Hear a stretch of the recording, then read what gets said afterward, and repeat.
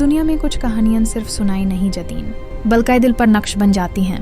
आज हम सुनेंगे एक ऐसी कहानी जिसमें हुस्न भी है, सब्र भी, इम्तिहान भी और फिर अल्लाह की रहमत और कामयाबी भी। ये कहानी है हज़रत यूसुफ अलैहिस्सलाम की। कुरान ने जिसे अहसनुल क़सस कहा। हज़रत यूसुफ अलैहिस्सलाम अभी बचे थे। एक रात उन्होंने अजीब और रूहानी ख्वाब देखा। उन्होंने देखा कि 11 सितारे सूरज और चंद उन्हें सजदा कर रहे हैं। हज़रत यूसुफ अलैहिस्सलाम ने अपना ख्वाब अपने वालिद हज़रत याकूब अलैहिस्सलाम को सुनाया।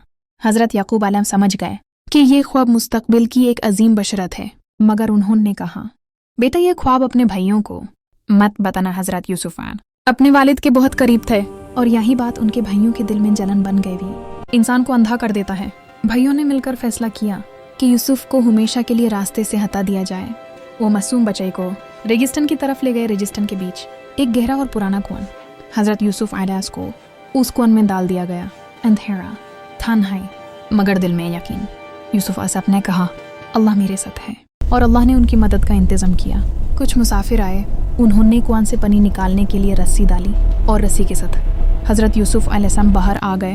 उन्हें मिस्र ले जाया गया और बाजार में बेच दिया गया, मगर अल्लाह के फैसले के आगे कोई ताकत नहीं चलती।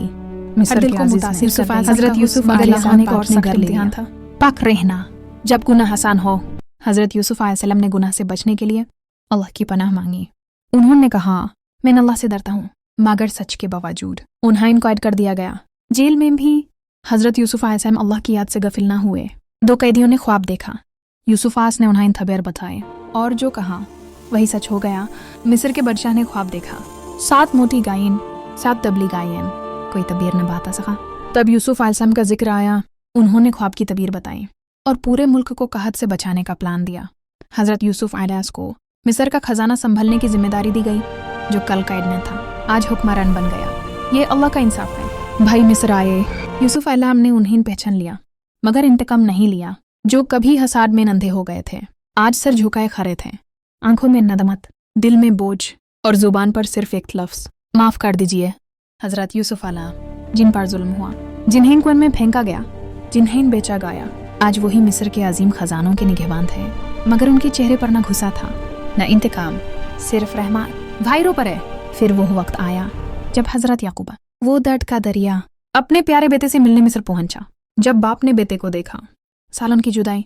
ये कहानी इंतकाम की नहीं, ये कहानी सब्र की है। ये कहानी माफ़ी की है। ये कहानी हमें सिखाती है सब्र कभी ज़ाया नहीं जाता, बाकी हमेशा कामयाब होती है।